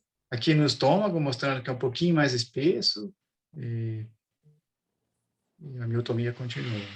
E aqui o fechamento, começa a única parte que entra em contato. Então, uma vez fechado, você sela toda aquela parte que entra em contato com o mediastino, com o abdômen, e aí encerrado. Aqui a gente conseguiu experimentar usar laser, que foi uma porcaria, não funcionou. Dá para fazer, mas só para sair bonito na fita. E aqui, em vez de marcar o futebol, a gente marca uma miotomia com os amigos, e aí todo mundo acaba evoluindo e crescendo junto, já que é um hospital de ensino também. E depois uma cerveja, com certeza. E aqui, treinando em porquinhos, e eu acho que começa, é uma experiência muito boa. E uma singela homenagem aos meus amigos que me toleram há muitos anos nessa jornada. E a gente foi para o ICARD na França, e aí é chique falar isso, né? Eu fui para o ICARD. O ICARD foi um hands-on de um dia, mas a viagem durou 10 dias. Então, o que valeu foi o vinho na viagem.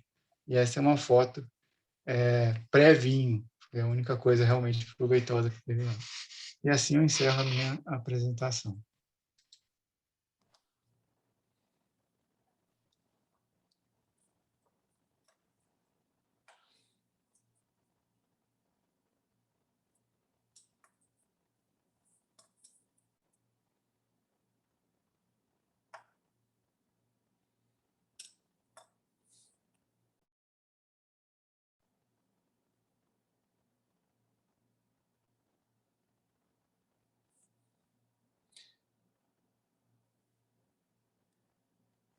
Sem o áudio.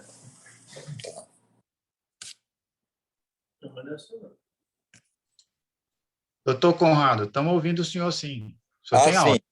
Pode falar. Então, tudo bem. Essa pergunta que você fez, o porquê da miotomia no POIME não causar aquele refluxo todo que se imagina que cause, porque não faz sonduplicatura? Essa pergunta eu fiz ao doutor Inouye.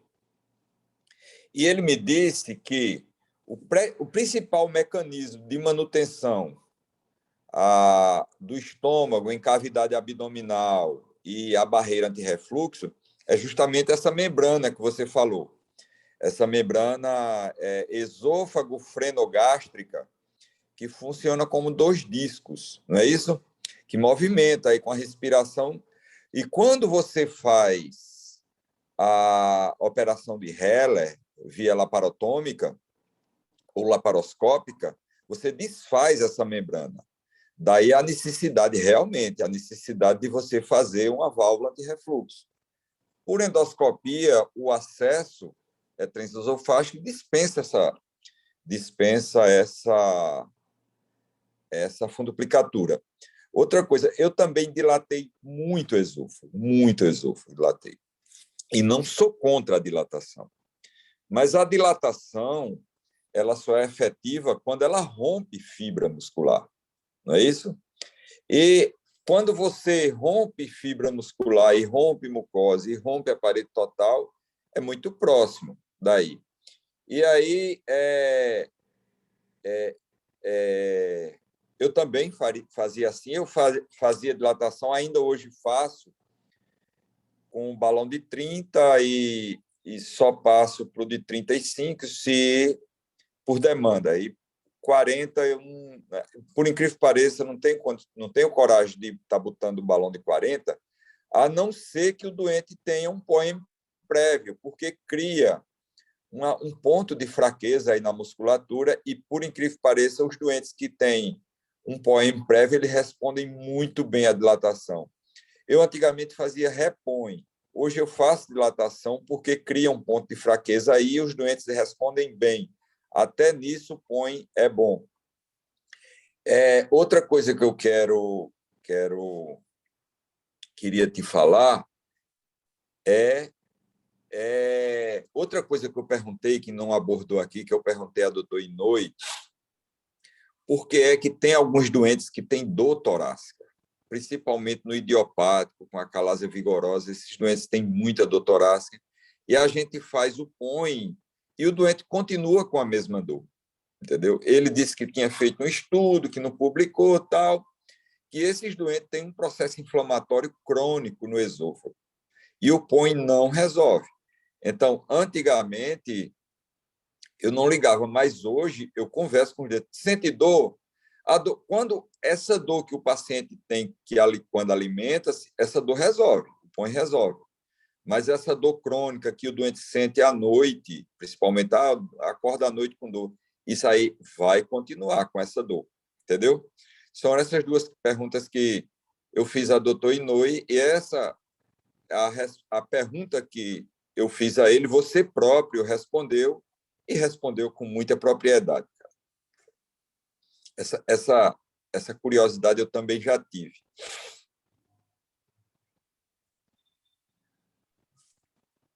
Eu queria aproveitar e fazer uma pergunta, se for possível, para o doutor Conrado e o doutor Técio, qualquer um dos dois. O que poderia ser feito na técnica do POEM para diminuir, talvez, a incidência de refluxo pós-POEM? Responde aí, Técio.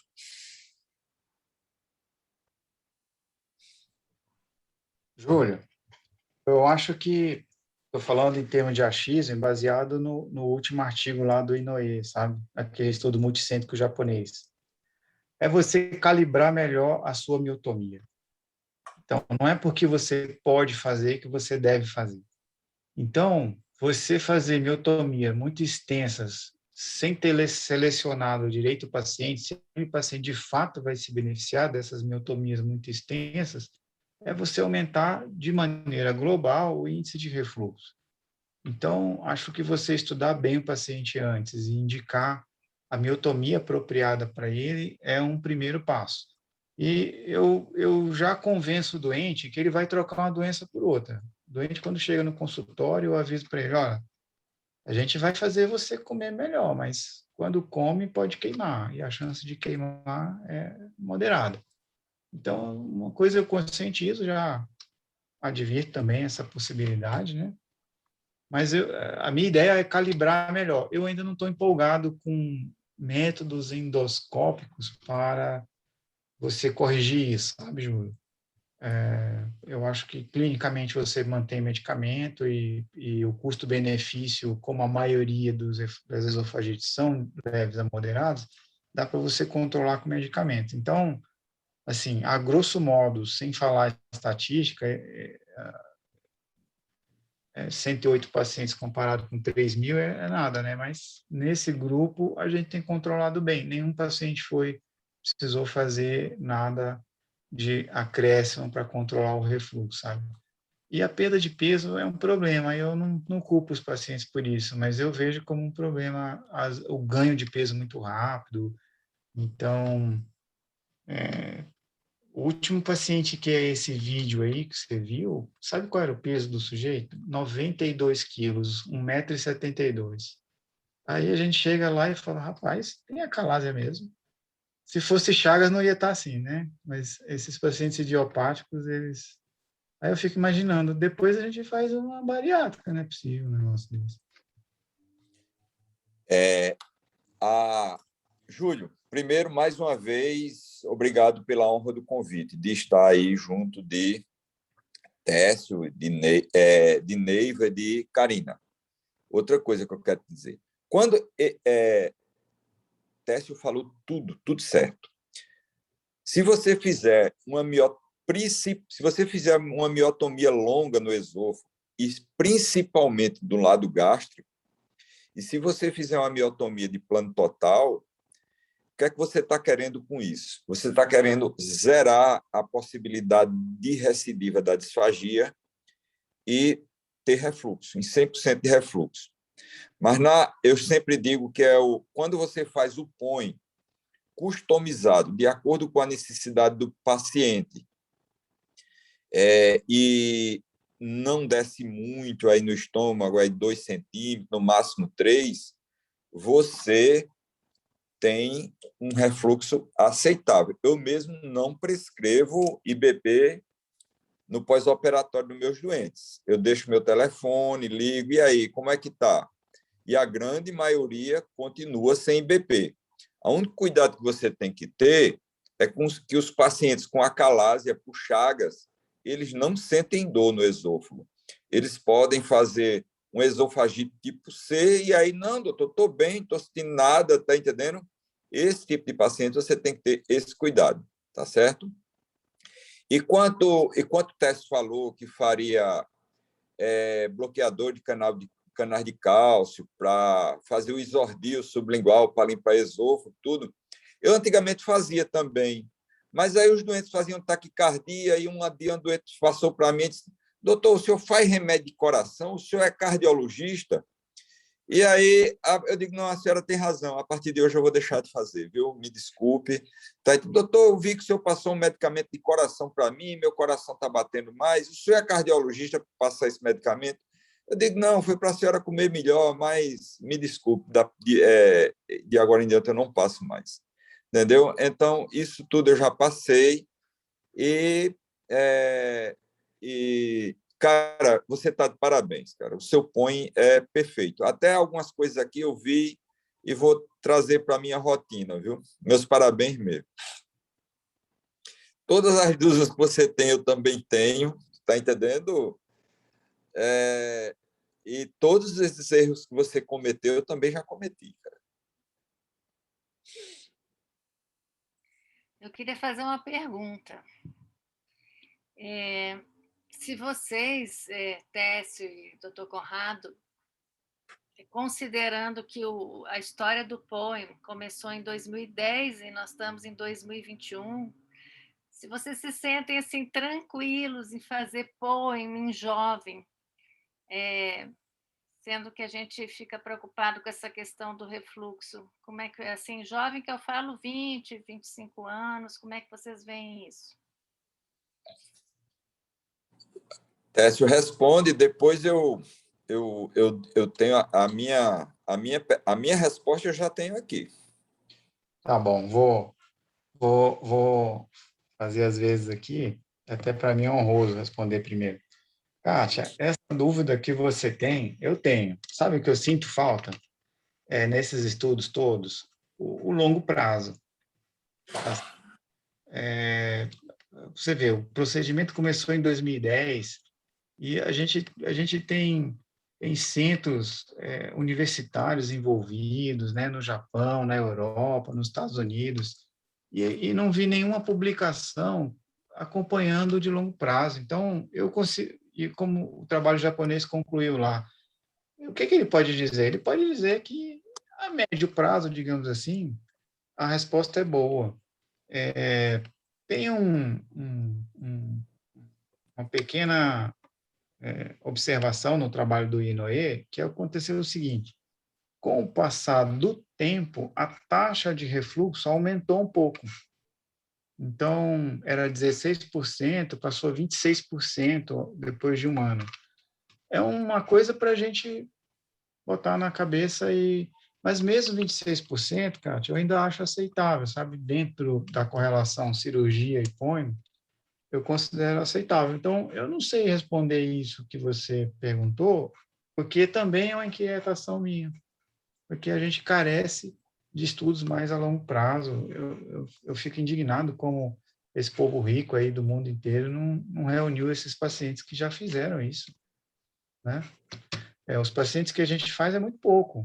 Então, o primeiro paciente foi em 2013, eu conheço ele, sei onde ele mora, sei a casa dele, e ele vem fazer os exames. Eu posso dizer que ele está bem. Ele tinha 17 anos, tá? Quando ele fez. A gente selecionou o mais jovem, diferentemente de outros centros. Não, vamos pegar um sujeito jovem, porque ele vai aguentar as topeiras que ele vai enfrentar, né? Então, essa dúvida eu tenho também.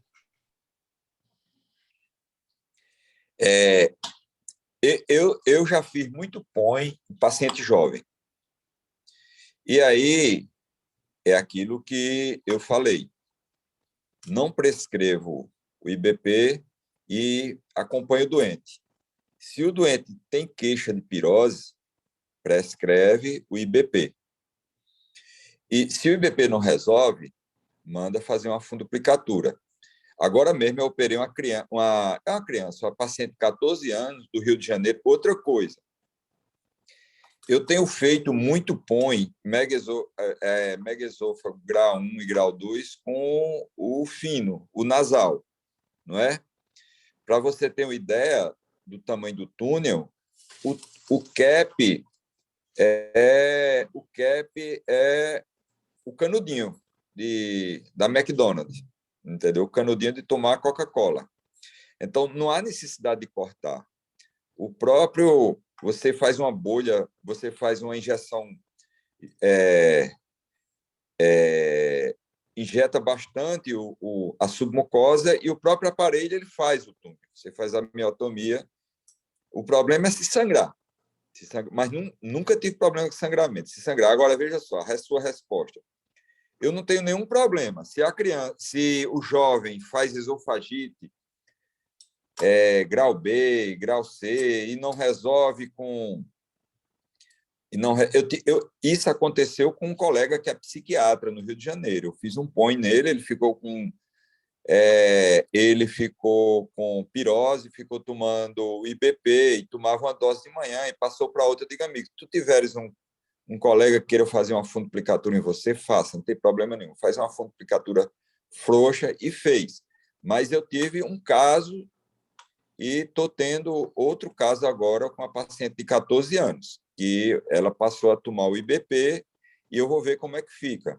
A minha resposta é essa e não tem nada na literatura que eu possa me basear também igual a Técio aí para dizer esse tipo de... A única coisa que eu não faço POI em paciente que tem um esfíncter inferior do esôfago hipotenso.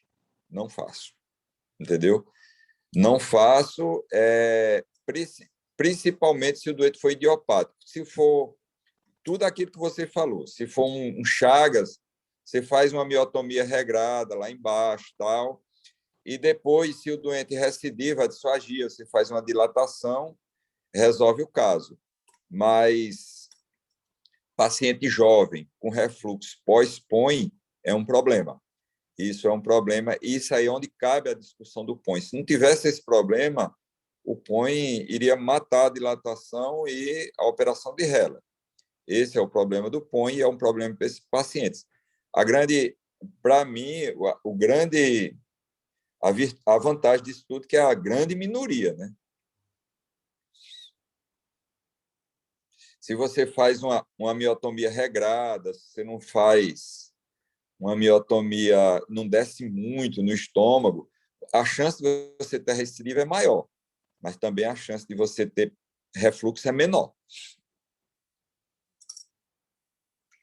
Eu achava que o POEM resolvia a dor torácica, agora fiquei... Não. Não resolve. Não, doutora, assim, o paciente que tem dor quando come, resolve. Tá certo? Escuta o que eu estou dizendo à senhora. O doente que chega, eu tenho dor quando aquela dor que quando eu como, eu sinto dor, tal, essa dor resolve. A dor espontânea não resolve. Não resolve. Eu deixo bem claro isso para o doente. Não resolve. A dor não resolve a dor espontânea. Tem muito doente que tem acalase e tem dor noturna. Essa dor noturna não resolve.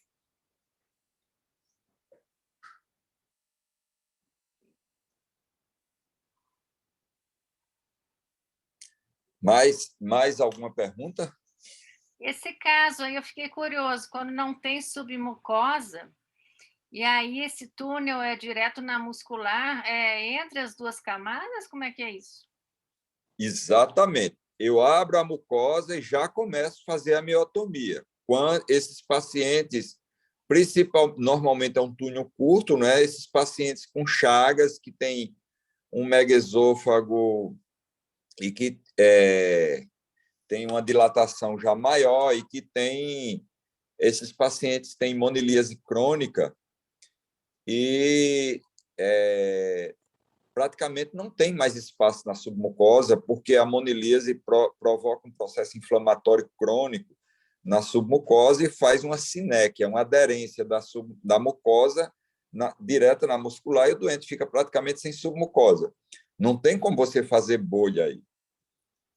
Eu já entro seccionando, fazendo túnel na própria muscular. E quando vai chegando próximo ao esfíncter, você começa a aparecer uma submucosa ali.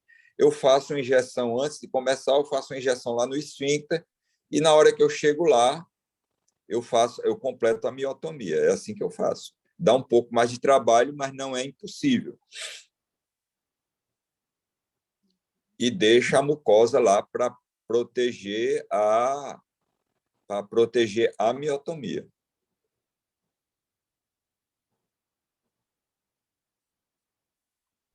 Uma outra perguntinha, assim, pós-POIME, né? Na recidiva, o que é melhor fazer? O repõe-me ou fazer alguma outra coisa? O que vocês têm feito? Eu tenho feito...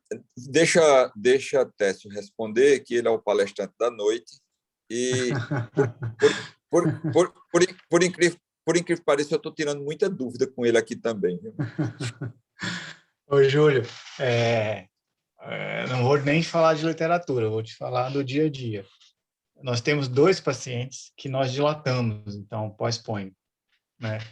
Um, de fato, havia necessidade, e o outro, a gente foi induzido a erro. Então, esse induzido a erro era um garoto que tinha síndrome de Down, e fizemos a miotomia dele, foi tudo bonitinho, e um pós-POIME, assim, meio tardio, 4, 5 meses depois, ele começou a ter vômitos. E aí a gente ficou meio confuso e tal, e fez endoscopia, não, mas tá bom e tal. Aí onde a gente usou o que eu gosto bastante, que é fazer o esofagograma e contar 5 minutos depois da ingesta e ver quanto de resíduo tem. Então, tem que ficar abaixo de 5 centímetros, né? É o ideal. Quanto menos, melhor.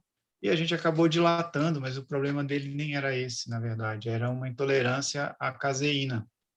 E aí a gente dilatou e ele continuou vomitando, e já imaginou a loucura, né? Que é na cabeça da gente, uma pessoa que informava mal. E quando tirou a caseína, ele melhorou completamente. Mas a minha ideia é dilatação. É o mais simples e eu acho que resolve.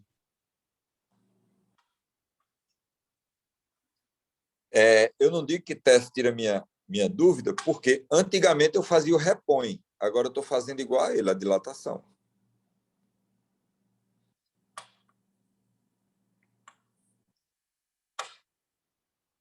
E os Mas com balão de 30, né? Eu uso balão de 30.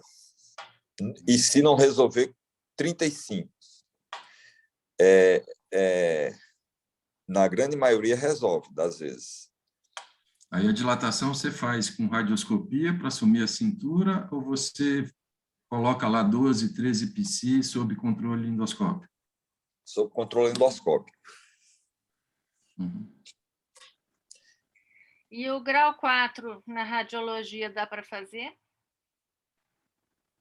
O grau 4, veja só, eu vou ser muito sincero para você, eu antes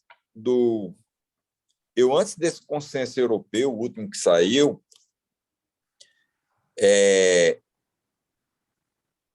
eu orientava o doente a fazer esofagectomia no grau 4. Mas a esofagectomia é uma cirurgia mutilante, os doentes fazem muita fístula, tem uma mortalidade alta, eu comecei a ficar pensativo.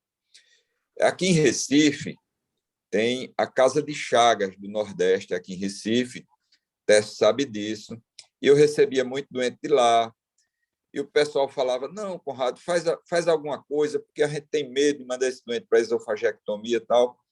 E eu comecei a fazer o POI no paciente com acalásia grau 4, com megaesofo grau 4, e aí tem outra coisa, veja só, por exemplo, quarta-feira eu fiz um paciente com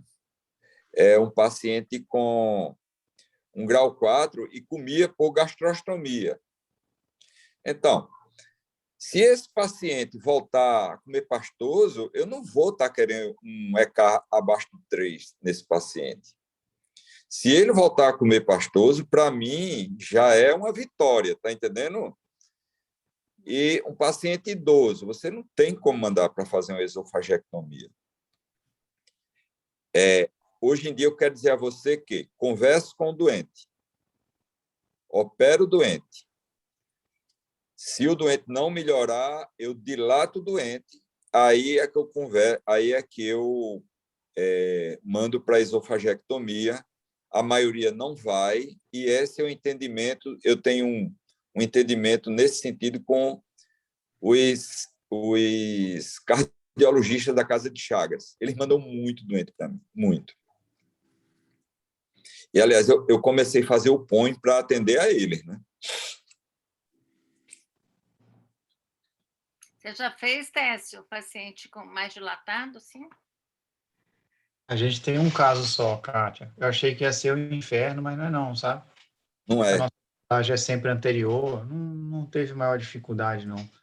O único paciente que a gente teve grande dificuldade foi após 2 dilatações. Então, ele tinha feito 2 dilatações e a submucosa não desgrudou da muscular de jeito nenhum. Então, a gente atravessou para o tórax e fez a miotomia do tórax para a mucosa.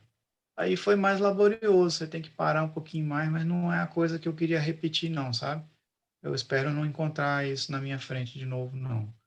Mas o grau 4 não é um grau de dificuldade muito maior, considerando que a gente, né, nessa curva que foi feita aí, que a gente só deixou para fazer esse grau 4, agora que já, digamos assim, nos tornamos amadurecidos, se é que pode-se usar essa expressão. Outra coisa, sabe, Técio? Eu faço um túnel na parede lateral esquerda. Eu já fiz túnel na parede anterior, lateral direita, lateral esquerda, posterior. Eu acho o túnel na parede lateral esquerda tem algumas peculiaridades que, se você se adaptar a elas, facilitam muito a sua vida. Primeiro, é muito mais fácil de encontrar o esfíncter, de individualizar o esfíncter. E terceiro, quando você achar o esfíncter, pare por aí e só continue com a miotomia depois. Você vem e... Porque se você insistir em isolar o esfíncter na parede lateral esquerda, você vai cair no estômago novamente. Então, na hora que você encontra a mucosa, você volta, começa a miotomia e desce, porque é muito fácil identificar e isolar o esfíncter a esse nível. Tem esse truque aí que eu estou te dando, que eu só faço hoje na parede lateral esquerda, facilita muito, principalmente para o paciente que tem grau 4, eu sempre faço em decúbito lateral esquerdo, mas o paciente tem grau 4, eu faço decúbito dorsal, porque retifico o esôfago, e eu acho que é a única situação em que eu intubo o doente, o resto eu faço sem intubação, só com sedação. Agora, é isso aí que eu estou te dizendo, cara.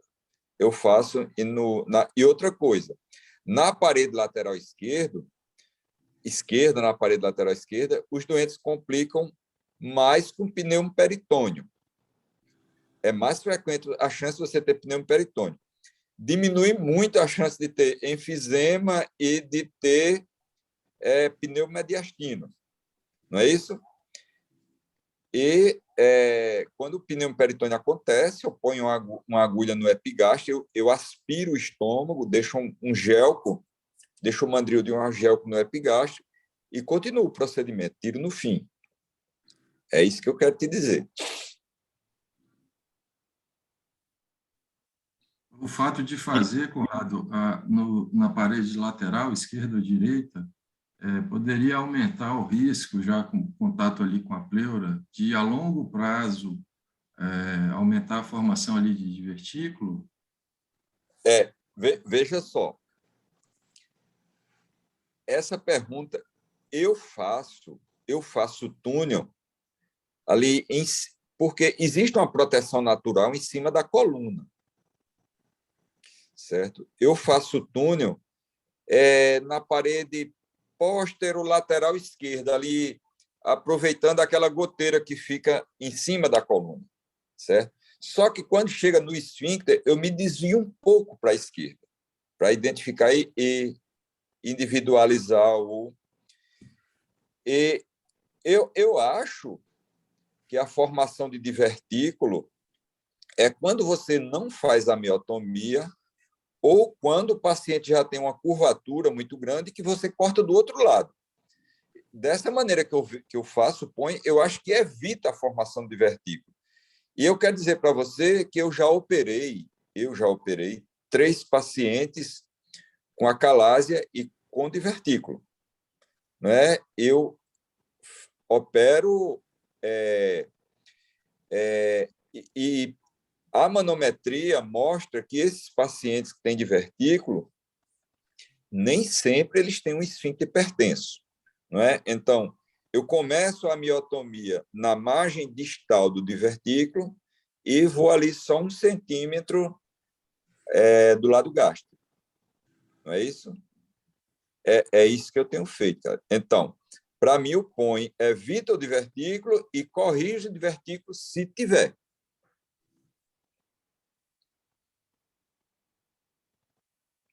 E, inclusive, eu já publiquei na Endoscopy esses 3 casos de acalásia associada ao divertículo tratado pelo POEM.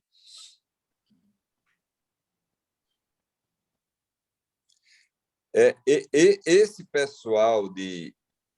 Deixa eu te contar um. Esse pessoal, vou contar essa só. Esse pessoal, esses japoneses, eles são muito espertos. Eu fiz um POEM no japonês aqui em Recife, tem uma colônia de japoneses aqui, eu fiz um POEM no japonês aqui, ele voltou para o Japão e fez o pós-operatório lá com o Dr. Inouye. E aí, quando no Congresso de Brasília,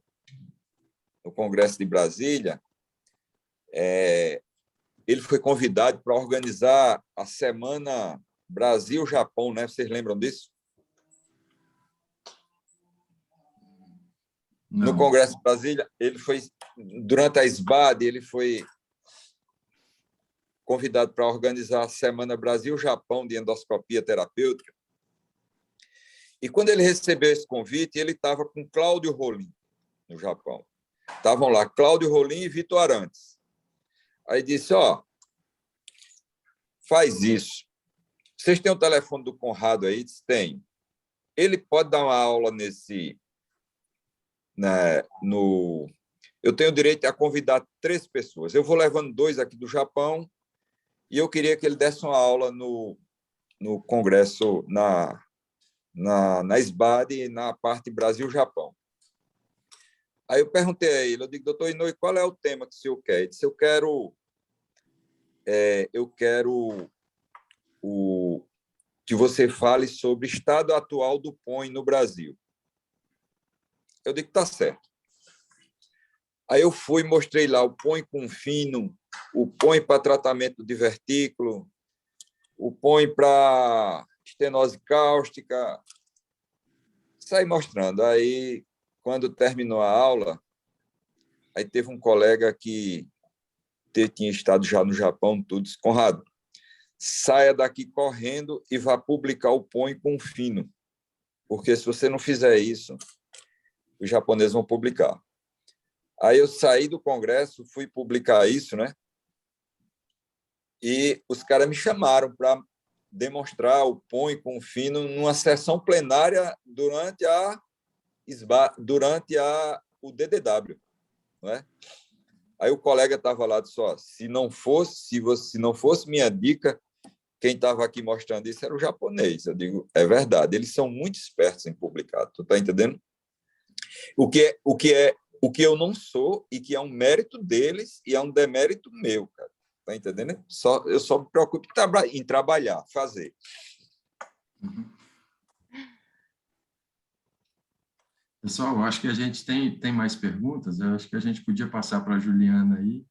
A gente já está uns 20 minutos além do nosso tempo, né?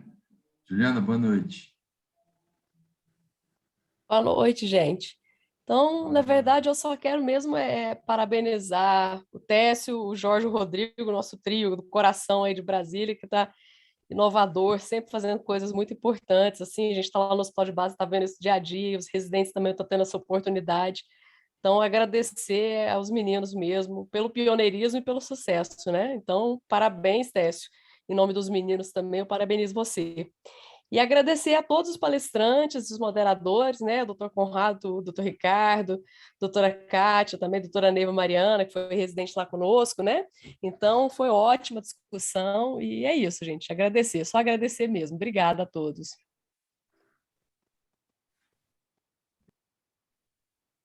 Obrigado aí a todo mundo. Conrado, muito obrigado aí pela participação. Kátia, Neiva, Técio, Ricardo. A honra Foi muito proveitoso, hein? Aquele abraço. Boa noite, então, pessoal. Boa noite, gente. Boa noite. Sai logo,